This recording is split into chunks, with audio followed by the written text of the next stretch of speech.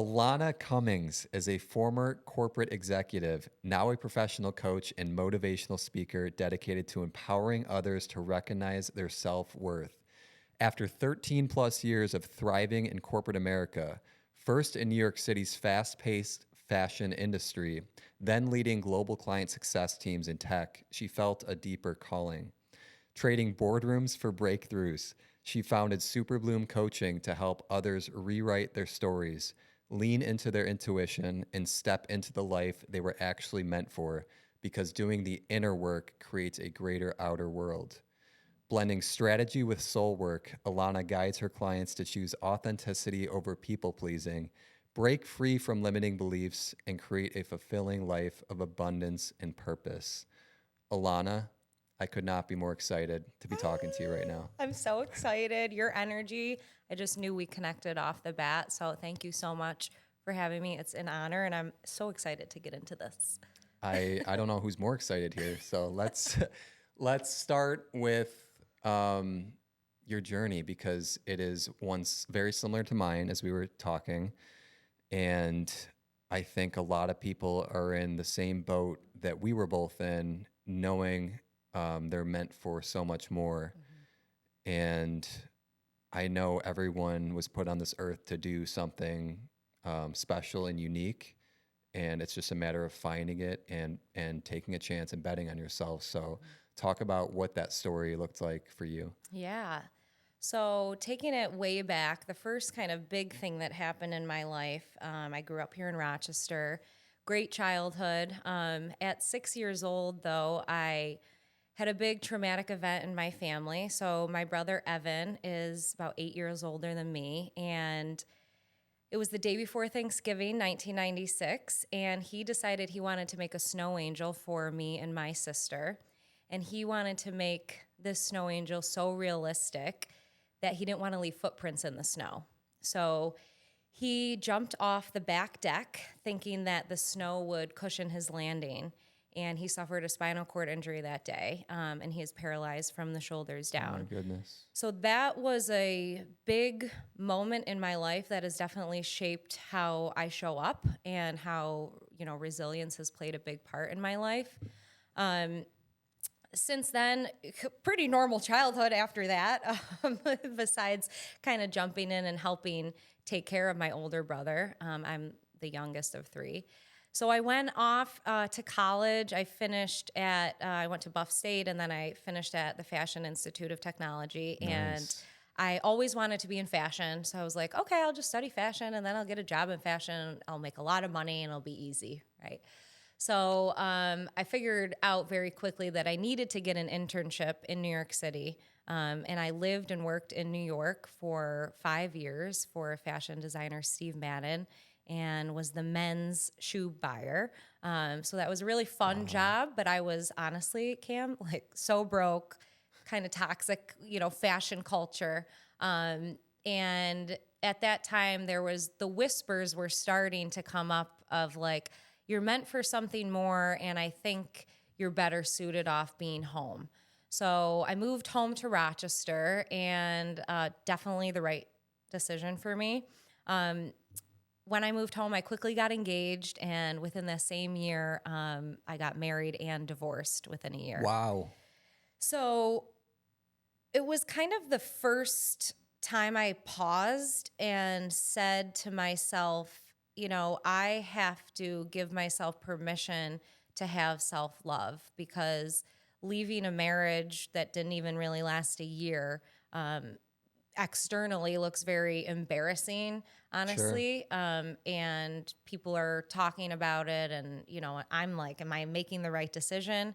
But again, it was those whispers of being true to yourself and being authentic to myself.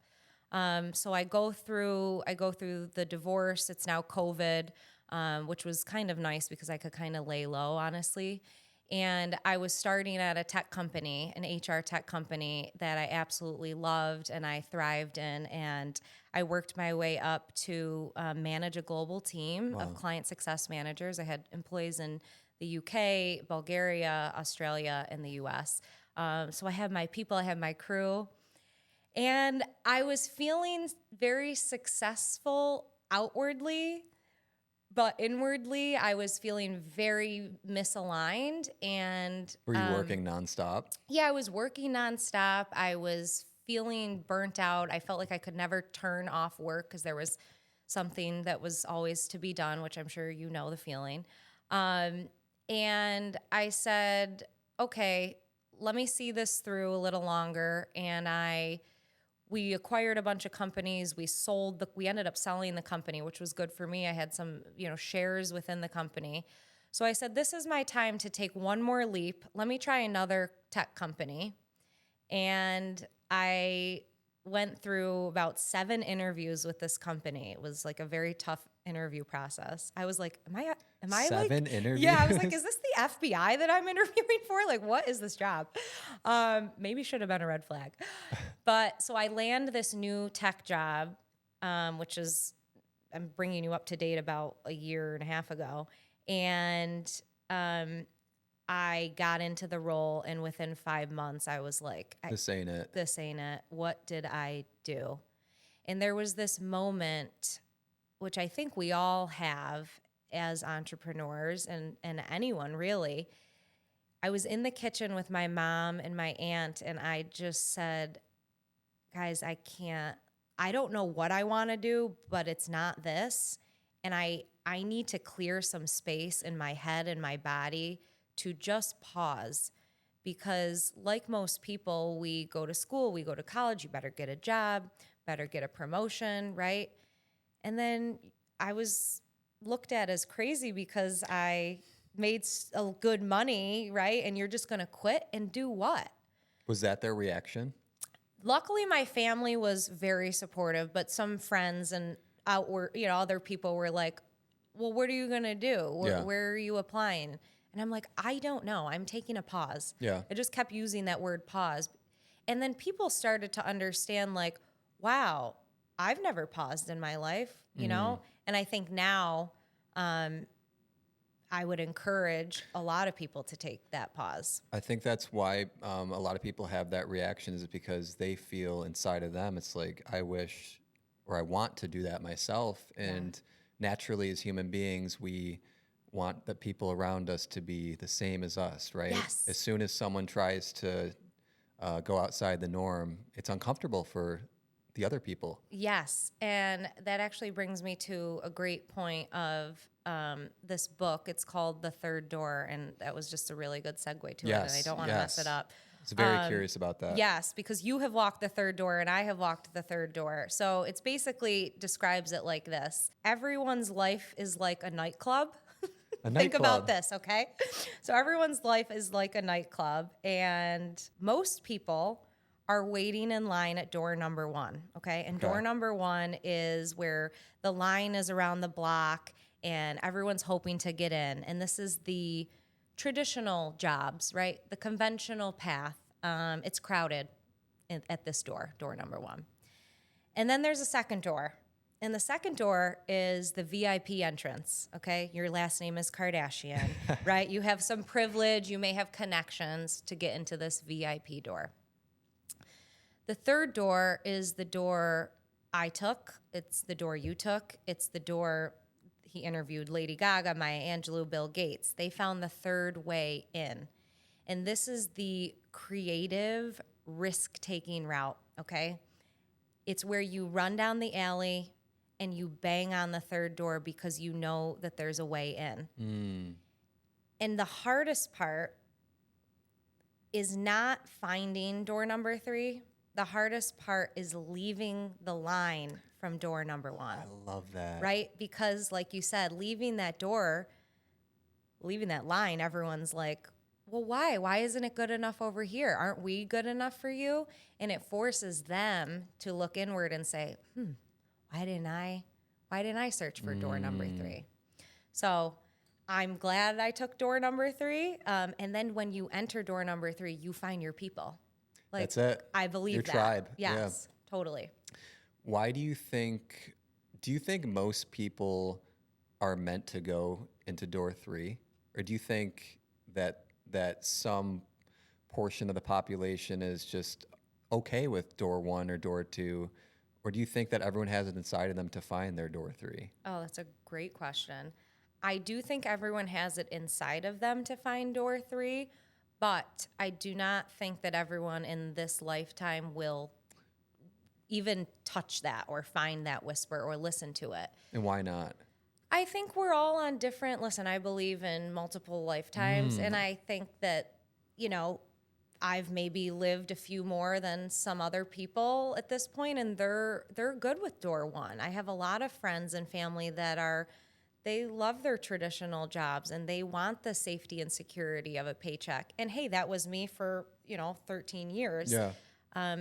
But there's always been this bug or voice of like fluttering, I always say, like getting my butterflies in formation. I'm very familiar with it. Right? Yes. And it becomes there comes a point where the whisper gets too loud to ignore. And I think for some people they don't really have that whisper, and that's, hey, if they are fulfilled in life that way, fine. But if you're really feeling this craving of more purpose and more alignment and more wholeness, I do think you got to find that third door. I made a realization, I don't know when it was, probably a couple of years ago now, when I was just getting into being an entrepreneur and being the ambitious person I am, of just thinking that everyone around me thinks the way I do, which is just completely wrong.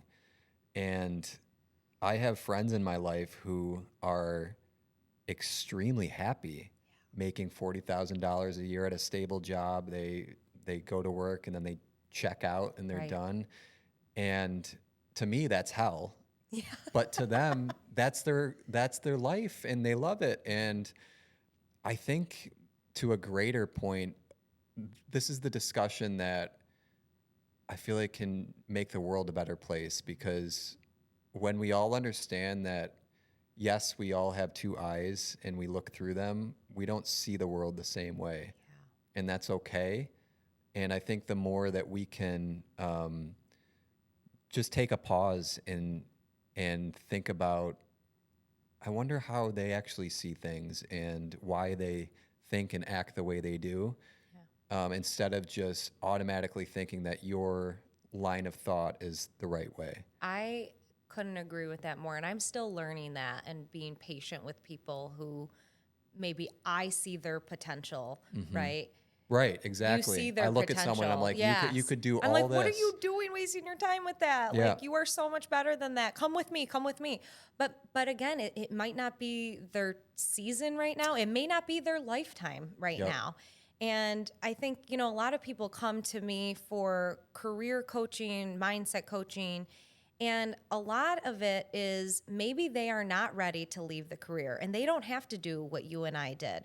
But how can you find happiness and fulfillment within where you are right now then? If you are not ready to make the leap, because listen, fear is in the driver's seat a lot for people, right? So that's one of the things I love to work on, is kind of clearing those limiting beliefs and clearing the fear because of your subconscious programming. But if we can't get there, then that's fine. How can we make this life that you have, and the job you have, and the relationships you have, the best, just most juicy, delicious life? Yes. So but you're right. It was a struggle for me to be like, I want everyone to hop on board and be an entrepreneur. It's like, why wouldn't you want to? Yeah, like you have a gift. Yeah. And that's the thing is, there are, and I'm sure you know this, there are hundreds of real estate agents, there are hundreds of photographers, there are hundreds of coaches, but no one is you. Mm-hmm. People come to you because of you and your branding and your voice and your energy. Yeah. I am a newer coach. Okay. People will be attracted to me because of my energy and what I bring. And I'm not the same as a maybe typical business coach that is like, here's 5 practical tips to sell your offer, right? Like that's not what I bring. Yep. I bring intuition, I bring spiritual guidance, and the right people will find me. Yep. I think that's a great point. And I think people, they automatically think, oh, there's too much competition in the space. But to that point, there's not, because no one's you, and your perspective and the way you do things can attract more than enough people to make as much money as you want to make. Totally. And that took me a while to believe that. And that's when, we talk about your thoughts create your reality. And if you don't believe you can possibly make money doing what you love, then so it is. You won't. You will not. Yeah. But when you can change that mindset, like you are where your attention is, right? Like when you are focusing on fear and lack and things I don't have and everything's going wrong, right? Well, then more of that will come your way. Yep. And I was there, guys. Like I literally was like, woe is me. Why? I just started this new job. I'm miserable. I was supposed to be fulfilled. But it's like, I can control my mind now. And when you can do that and you have a place that you can call home that is inner peace and you can just get away from the chaos of the world. The chaos of the world will always be there. Yep. So you are where your attention is. If you want to watch the news and get sucked in and watch all the bad stuff, there it is. So yeah, I think the mindset part for me, it's really, because people say life coach, career coach. I don't know. I'm more of a mindset coach, taking techniques I've learned, obviously the training I've learned. But once you do that, that is real transformation. Mm-hmm. It is. And we were talking about this off camera about how I'm so, I think I'm the way I am with wanting to be practical, and mindset at the same time. But I think there's just so many people who, go so far into the mindset and lead people to think that that's the sole thing that will make a difference when you need that, and then you need to combine it with the practical stuff. Absolutely. And yes, you have to take daily aligned action. As much as I wish you could sit on the couch and manifest all day. Everything, just sit there. Yeah. Hey, you still also have to get up and do something. But I think once you start visualizing, I do a lot of future self visualizations, and athletes do this all the time, Olympian athletes, and you visualize your future self. And I go down to the nitty gritty, like what does she wear, where does she stay, what hotels does she stay at, who does she serve, is she a good steward of her money, and how can I be more like her today so that I almost speed up that future, right? And kind of collapse time, so to speak. We were talking about Joe Dispenza and his work and how deep I am in it right now, just trying to get through a health issue. But it all starts up here. No matter what you want money, you want a great relationship, you want health. It starts with actively, daily visualizing the person you want to become and tuning your body into that so that your body can lead into that. And what I've learned through Dr. Joe's work actually is that your mind, talking about like health stuff, your mind can actually produce a pharmacy of chemicals just from the thoughts that you have. So when you're thinking positively through gratitude, through love and all this stuff, and I've been working on it for weeks now, it changes the way that the organs and everything in your body are interacting with each other. And I've noticed healing just from what I've been doing with my mind outside of any supplements, any medication. I think it's a 360 approach to everything, but the meditation and the mind work has been instrumental for me. Yeah. And I think we don't talk about that enough, that your mind can heal your physical body. And I thought it was bullshit. Right? Like, yeah, of course. But when you start to see, like when we feel emotions, we feel them in our body first. They say like we store so much information from our neck down. Yeah. And, if someone ever asks you, when did you make a decision that you later regretted? And like, how did you feel it? And most people are like, oh my God, my throat closed up or my stomach was rumbling, right? Our body is always talking to us. We never really learned how to listen to it. It's such an important right? skill. It's like, why are we not teaching these classes? But I think to your point, meditation and just being in the stillness, and listen, there's tons of meditations. It's simply sitting in silence with yourself, 5 minutes, however long you can go, right? And knowing that you are not your thoughts, you just have to envision them kind of passing by. Like clouds, right? Like clouds, exactly. And don't be so hard on yourself for being like, I'm thinking during my meditation. That's okay. That's what your mind does. You are meant to think. Yep. And I heard this thing that it said, we think 60,000 thoughts to 70,000 thoughts per day. Yep. And out of all of those thoughts, 80% Are the same. are negative. Or negative. Yep. Yeah. Or repetitive, Right. and on the same loop. Yes. Yeah. So learning how to kind of interrupt that cycle and be like, hey, oh, that's my mind. That's not me. Right? Like, oh, I'm lazy. I'm feeling unproductive today. I didn't get enough done.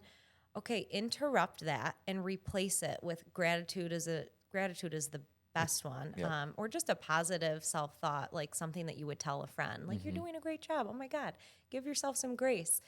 Why do we not talk to ourselves enough like that? And that alone can change things within the body. That's the tactical stuff right there. Yep, I mean, that's tactic. it right there. And when you're meditating, like I think people can get overwhelmed because they maybe think of meditation as like, oh, I'm in the woods, I'm a Buddhist monk, and I'm just like, yeah. Zen. But to your point, it is just sitting in silence with your thoughts. When you have thoughts, notice, okay, I'm having thoughts right now. Actively work to get back to the stillness. Yes. And it's that practice over and over and over.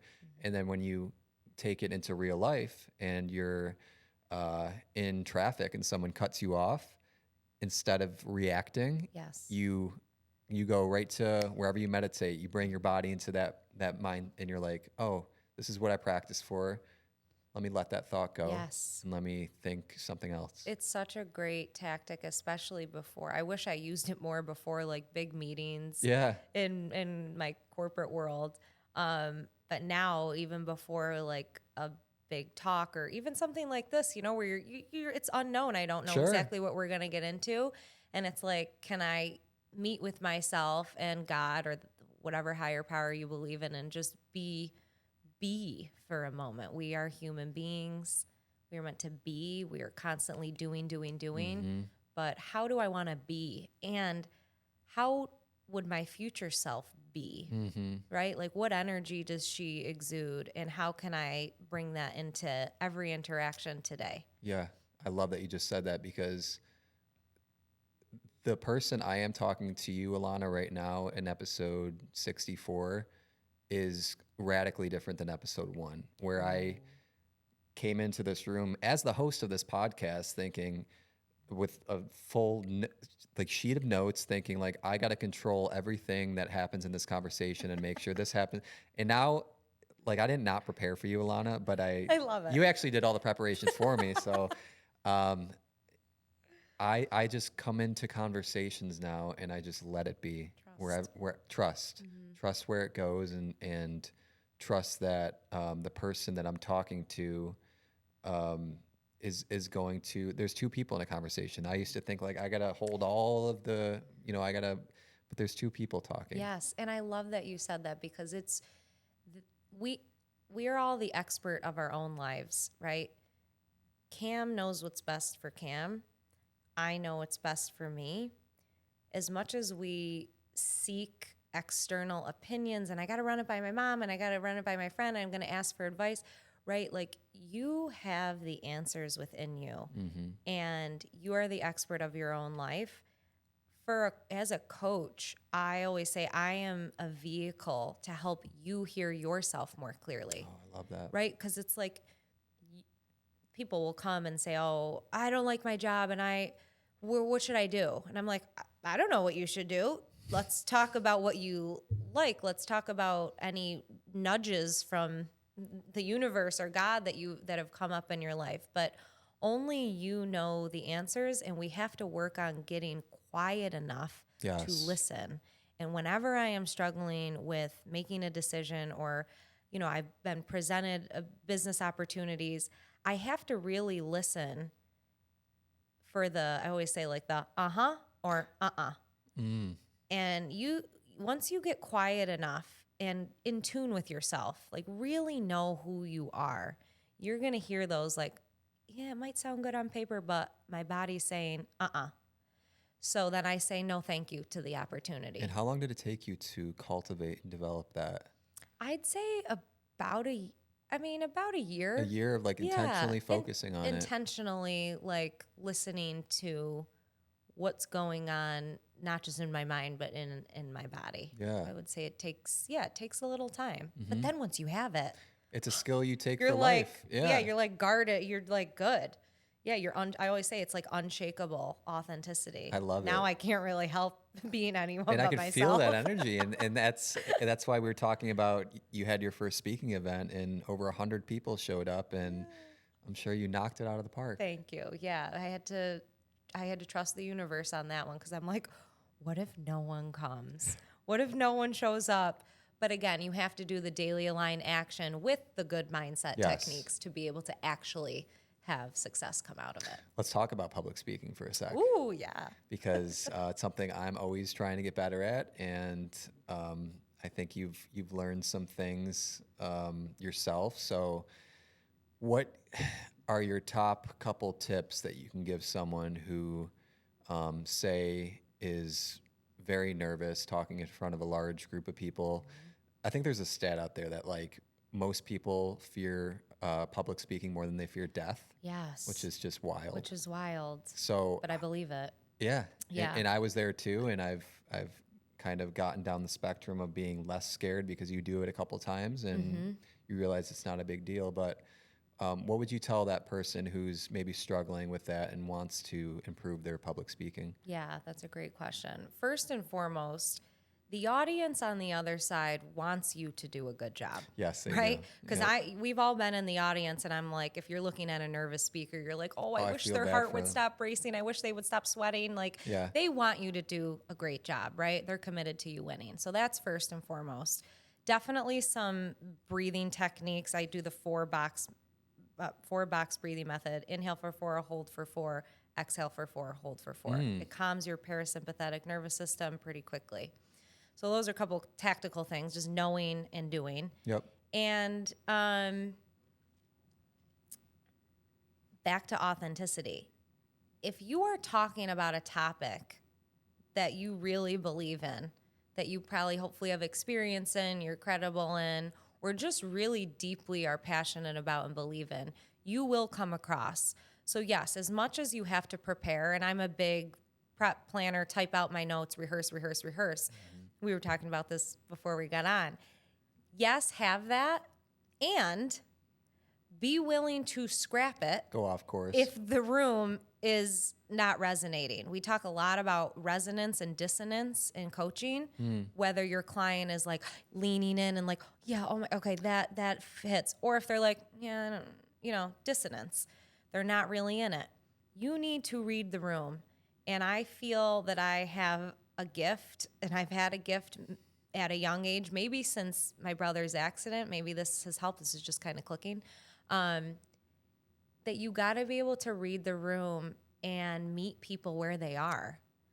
Because if you are talking about a subject, one, that you don't care about, your speech is probably going to suck. And two, be able to pivot and kind of improv a little bit. That's what the people want. They want your real self. They don't want a perfectly scripted speech of slides and, just be yourself. Because again, no one is you. No one has your story. No one has your experiences. No one has your identity.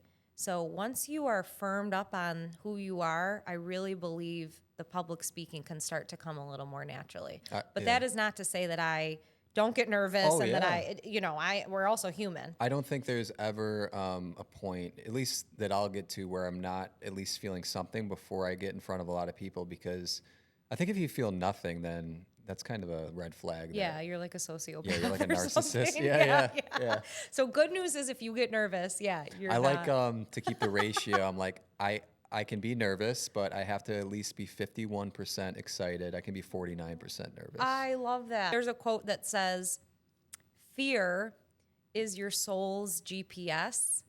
So go towards the fear, because your soul, that's the direction it actually wants to go. It's leading you to something bigger. And I think for us, like, we had to kind of turn down that conventional path of working in corporate to lead us to something that was really bigger within. Yeah. So always follow that. Your Yeah. gut is never wrong. I've learned that for sure. What do you think is the number one thing that holds people back from either achieving their goals, feeling a certain way about themselves, that's really stopping them from living the life that they want to live? I think the number one thing is lack of belief in self. So we do not believe we are worthy of having it all. And this is a lot about kind of the abundance mindset, right? We think, oh, so-and-so can have it all, but I can't, I could never do that. Or it's too risky, or it's too late to start, right? Or I'm not an expert enough at that. And I think you said something on one of your earlier shows of how you can learn any skill. Yeah. Like that is the beauty of the age we are in right now. But if you learn the skill and don't believe in yourself, nothing's gonna, go forward. So you gotta first work on the mindset.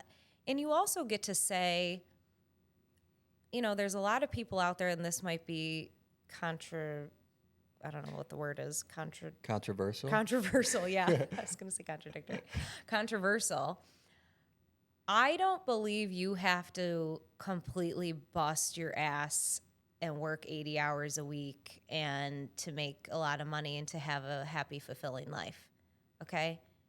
If you believe that, then you will work 80 hours a week, right? Again, it's back to it. And there are plenty of entrepreneurs that say that, and that has worked for them, and that's great. I'm choosing to believe that I am going to have a slow morning and I can get my coffee in and meditate, and I'm going to fill my day with things that I love to do, and I'm going to give myself permission to rest when I need to rest. Health is most important. So again, it goes back to the belief system. Yeah, I love it. There's so many things in my head as you're talking. The first one, I was actually probably going to make this post today. I heard it in The 4-Hour Work Week by Tim Ferriss. I don't know if you've read that book. I haven't, but I should. I've read it. I'm rereading it right now, but it talks about how, all right, this concept of relative income, okay? So a person who makes $100,000 a year can be richer than someone who makes $500,000 a year. And the reason, or how they do this, is if you work 4 hours a week and generate $100,000, which is very possible, especially in the day and age we're in, your hourly rate, what your time is worth, is 2 times someone who works 40 hours a week to make $500,000 a year. Right. You have 36 more hours in the week of free time to do what you want with your life than that person. And in 20 hours, you can make the same amount of money as them. Oh. So it blew my mind when I heard this concept. Focus on what you can generate. Focus on time. There's 2 variables in making money or in work. There's the money you make and the time it takes to make that money. Everyone's only focused on how much money you make, regardless of if they're slaving away for 80 hours a week. You should be, at least my opinion is, you should be focusing on what is the least amount of hours it takes to make an income that I can live the life that I want to live at that income and be able to do what I want with the rest of my time. So true. And time is what most people want at the end of your life, right? You probably are going to say you want more time. Because, listen, money, we can do a whole episode about money. Yes, we could. But listen, there are some very miserable people who have a lot of money. There's also very incredible, amazing people who have a lot of money. There are also a lot of poor people that are extremely happy, and a lot of poor people who are not great people either. So money is neutral. Money is a tool. It's an activator. Of course, you want to be a good steward with your money. And time, I think, is so much more valuable because we're here for connection. We're here for wholeness. We're here to service others. I mean, what good is making $5 million a year if you have no time for family. So one of the things that I talk to my clients about is let's define what success means to you. Yes. What does wealth mean to you? Because if it doesn't have to mean a big house and a beautiful car and a lake house. It can mean I want to live in a cabin with my dogs and like maybe work 3 hours a week outside. That sounds beautiful. Like that is success. Yeah. So don't let the world and external conditioning tell you what success is. You sit down and decide. And that's why, to your point, as you're talking, I'm realizing my mind is shifting on this mindset stuff because you need to start there. Yes. You do need to start there. You need to start there and you need to get clear on what you want and what success means to you. And then as soon as you're clear and you have the mindset, like that foundational, then you go hard on the practical, tactical, daily stuff. And once you have the foundation of that, then you go back to mindset and you take that as far as you can. Like that's the formula right write there. Write the book. I think you need to write the book on that. And that could go back to if I am willing to be an entrepreneur or if I can create that successful life in my 9 to 5 or whatever As an my employee. traditional job is, right? Yeah. Or do I have to, like the 4-hour work thing?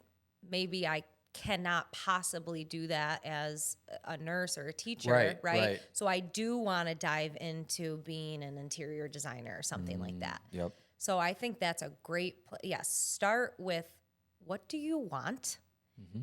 And this is the number one question I ask people. What do you want? People don't know what they want. People don't know what they want because they have never sat down with themselves and asked and turned the mirror on them and said, what do I want in this lifetime? I mean, I had a question asked to me by a coach that said, on the day the angels come to take you home, what are the 3 things you would have wanted to accomplish to say, I am happy, I'm ready to go, right? Get those 3 things, and if you are not doing things that are aligned with that, stop wasting your time. I've got goosebumps Yeah. right now. That's the realization that I'm making. I'm 29. I'm going to be, leaving my 20s soon. I've completely flipped. Like when I started my business, young, hungry, 23-year-old, want to take over the world, just want to make millions of dollars. I could not care any less about that now. I want time to do what I want to do. Still want to make a good amount of money. Yeah. I want to live a great life, and I want the freedom to do what I want with the people that I want, when I want, how I want, without anyone telling me what to do. Like that's freedom. Feel good doing it. Feel good doing it. Like feel healthy to be able to do it. It's like number one thing. That's it. And I think, why does it take big things to happen to us, right? To realize that.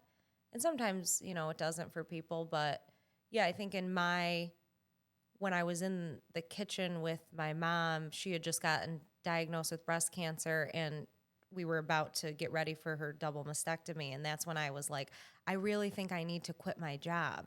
And it's like, it all kind of comes at once with, right, when it rains, it pours. But Yeah. I mean, it does sometimes take a health issue or a does. scare, right? Or a big cracking open moment. Because otherwise we're on autopilot. Like Yes. that's just how we're wired, to just coast through life until something happens for you to realize, oh, we're only here for a little bit of time and things can happen. And I don't want to wait to live how I want to live. And that's such a great point. You also made a great point about people not knowing what they want, because I don't think people take the time to taste and explore. And your point about pausing, like we need to make pausing okay. Yeah, the power of the pause. Power of the pause. There's your book right there. Pause. Yeah, we don't. Because you don't know what's out there until you look. Until you start looking. And like you said, we are on autopilot. Our thoughts are also on autopilot. And if you do not learn mindset techniques and learn to interrupt the negative self-talk, your mind will just default to fear, worst case scenario, anxiety. And that is something I've had to work a lot through. I mean, I had a lot of anxiety since my brother's accident. I'm sure. And living in New York City was something I never thought I would be able to do, just being away from home. And now I'm public speaking. I never thought I would be able to do that. So it's like, if you can kind of get in check with yourself and be vulnerable enough to say, listen, I'm not where I want to be. I'm not at my full potential, but I want to learn. I want to take courses. I want to go to therapy. I want coaching. I want mentors in my space. I want to open the third door and meet my tribe, right? Like you can do anything. And I am just at the beginning. Like I am not anywhere near. I feel like I am too, honestly. See, and isn't that a great place to be? Because they say like you will miss 95% of your life if you are just going to celebrate the moments that you're on top of the mountain. I mean, our 95% of our life is the journey. Yeah. So why are you waiting for the 5% to be happy? Do it now. Feel those feelings now. I've got chills right now thinking about it because I think that's what meditation has helped me with too, is realizing when I'm in these moments of holy shit, like I'm basically financially free right now. I can do whatever I want during the day. I was bringing my wife to the airport like right before this podcast, just driving down 390, sun is shining, music is blasting. I'm bringing her to the airport at whatever, like 10 o'clock.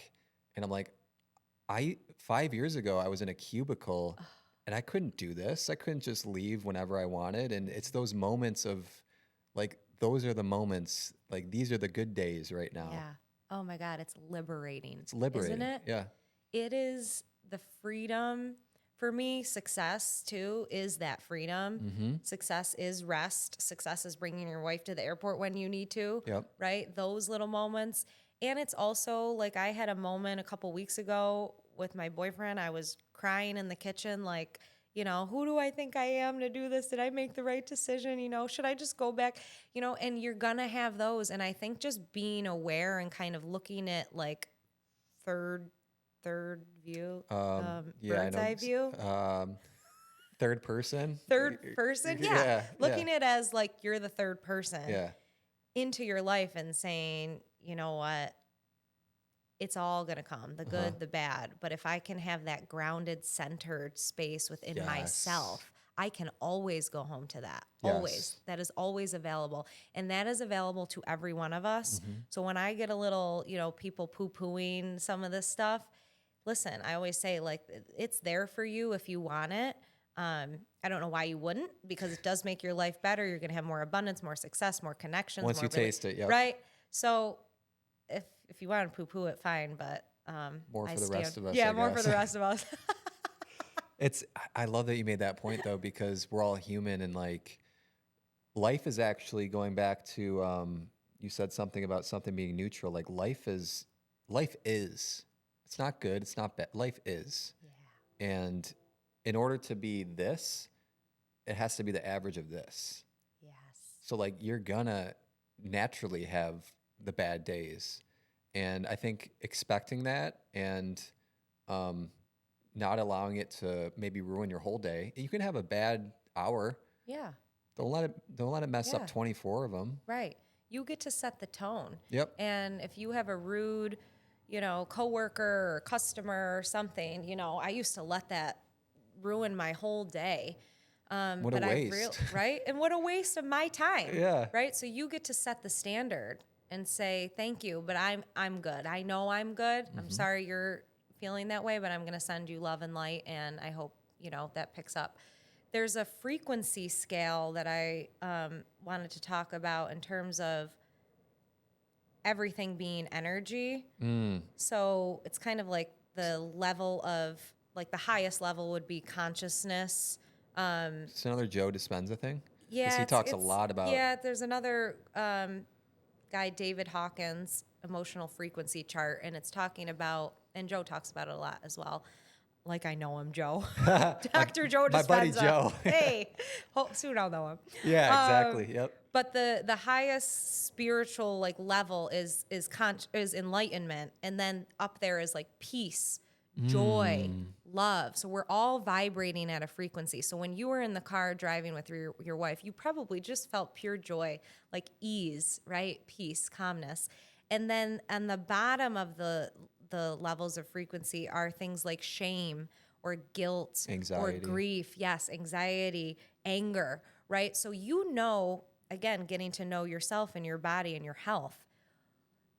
I try to stay operating at the highest vibrational frequency, right? All the time. Of course, someone's going to cut you off in traffic and you drop for a minute, but can you get out of it? And can that come from within you to get you back up? Yeah. Yes. So Yeah. you always want to try to stay vibrating in higher frequency and just check yourself. Wow, I'm not at my highest vibration right now. How can I get back there? I love that. Yeah. Everything is energy in life. Yes. Like we are energy. Yes, we are all energy. It's like a radio. And we're actually designed to be receivers. So we talk a lot about, women and men, but a lot of us are natural givers, right? You want to fix things, you want to nurture, you want to help people, especially when you own a business and you have employees, right? Yep. But we are actually designed to be receivers. That is our baseline, meaning, so if someone asks you or says to you, Cam, I want to take you out to dinner tonight and I want to pay for it. What's your first reaction? Thank you. Great. That is your highest self talking. Because most people say, no. You're not paying for me. I'll split it. I see. I'll split it, right? And that's ego talking. Oh, okay. Okay? Or like if someone compliments you and says, Cam, you look great today. We're usually like, oh, no, I don't. This whole thing, right? That's ego. Your highest self receives and says, thank you. I receive that. And what you're doing is you're vibrating at a higher frequency, and also the person wants to do it for you. So once in a while, be a receiver. Let people do that, because that's how you're going to create more abundance in your life, by operating like a receiver. I've never heard that before. Yeah, so you're already on your way, because that's great. And maybe you 3-4 years ago. I was going to say, I don't think that would be the response I had for you. In the second example of like, oh, you look great today, I would still, the way I would have answered that would be like, no, I look like shit. Like, right, I look like shit today. Yeah. Like, don't compliment me. Right. Even someone holding the door, it's like, oh, no, you go, right? Can we just receive for a minute? Accept. Like, it's okay. We talk about self-care and all that stuff, and that is wonderful too.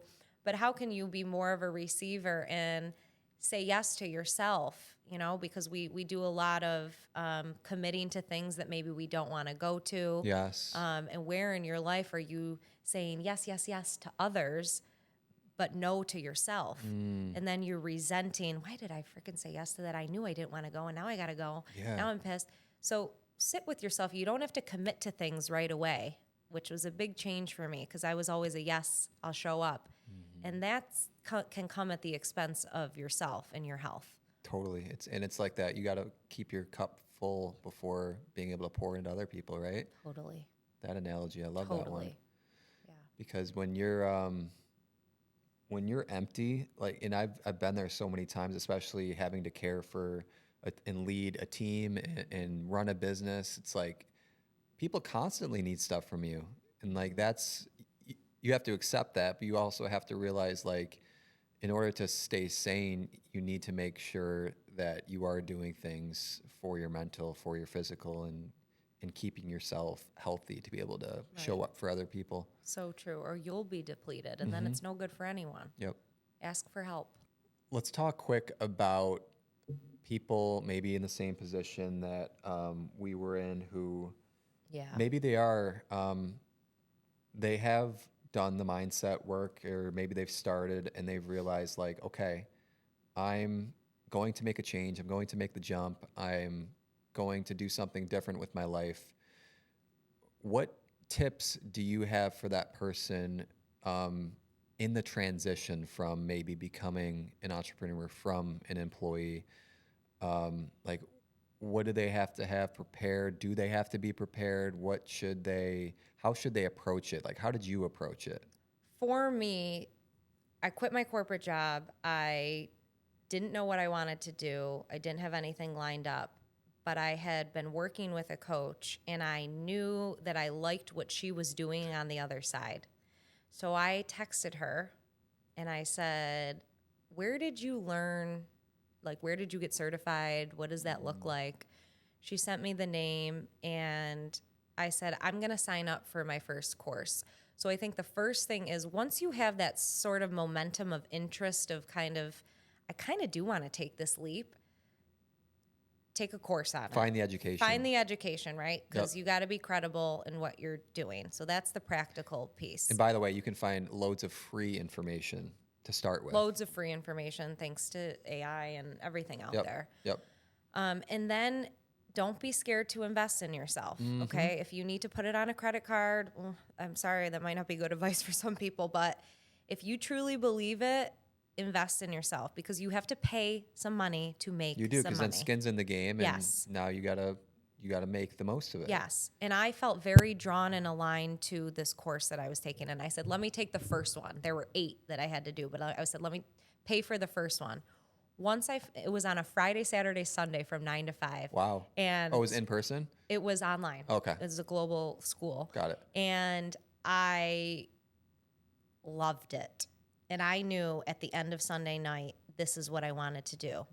I was lucky enough to have some savings from working in corporate that long, to be able to not work, Right. and just Give go you a full runway. force. Yeah. Go full force in it. If I needed to get a part-time job here or there, I was definitely keeping my eye out for that type of thing.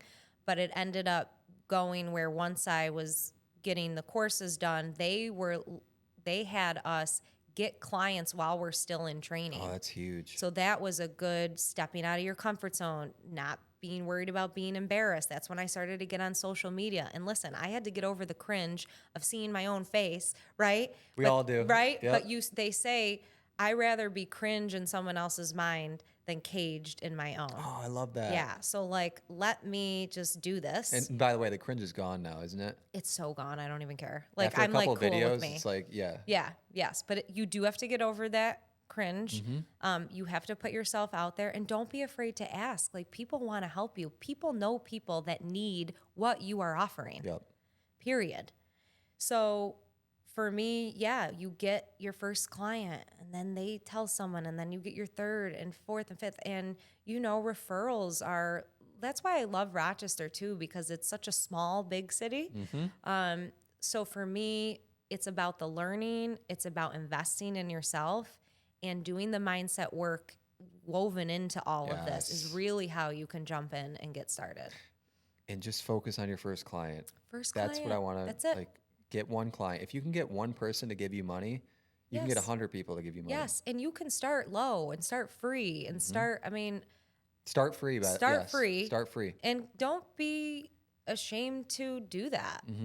Who cares? You got to start somewhere. A good tip I give people too is ask people in your network, do you know anyone who could use this service, who could use this product? Yes. That way you're getting into their network, and then you're asking them indirectly, instead of it can feel a little uncomfortable trying to sell someone that is close to you. Hey, I just started this business. Do you know anyone who could use mindset coaching, who could use their house power washed, who could get landscape, whatever it is. Yeah, and just know that you're having a human interaction, and an exchange of money is an exchange of energy commitment, right? They want to invest. If you help them understand that this will better themselves in some way, or better their house, or better whatever, they are going to want to work with you if you show up authentically. And people can feel that, I think, right off the bat. That's sales right there. Yes. That's real sales. Yes. Yep. Human-led interactions is first. People buy from people. Yeah, exactly. Starting to wrap up here, a couple more questions for you. Let's say I'm someone who wants to take the leap, and we kind of did just talk about this, but wants to take the leap, is ready to invest in themselves. What is your number one piece of advice for that person as they start their journey, as they start a new life? If you could boil it down to one thing that will help them the most mentally, what would you tell that person? I would say start to meditate. Meditation. Yeah, I think well, I know that the most successful people in this world meditate. They all do. Yeah. Okay, so why do you think they do it, right? And I'm not saying you're going to get downloads that are amazing every time you meditate, but it is like going to the gym. It's It like is. a bit of mental fitness. Mm-hmm. It is in the silence that we hear the most. I'm living proof. I could probably pull up 1,000 people that would say the same thing. I don't know what's best for you. You know what's best for you. Mm-hmm. But you need to be quiet enough and still enough to hear Uncover what your it. body and uncover what your body is trying to tell you, because that's where your next step is. That's where your direction is. And be okay with trusting the universe. I mean, trust that it has your back. Trust that you are meant to live an incredible, gorgeous life. Like we are all here to do that. So keep that positive mindset and get out of the woe is me and just kind of Yes. fall back and trust. And realize that like everyone has their own version of meditation. Don't let it overwhelm you. First of all, try all these different meditations. Try guided meditation. Try just listening to some birds chirping on, like, I have the Calm app. I use that a lot. Or just sit in silence. Like, find which one works for you, and then bit by bit. If it's 5 minutes during the day, that's all you can carve out, do that.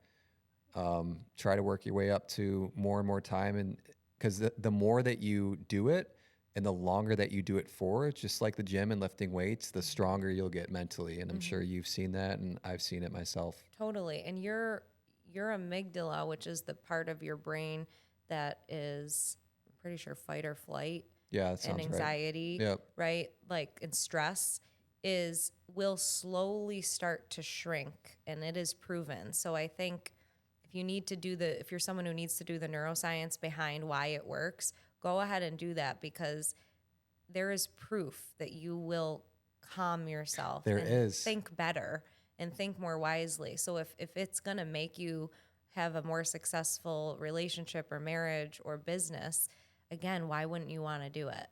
Dr. Joe talks about it too. Like, the science behind it is we have different brain waves and frequencies that we operate at.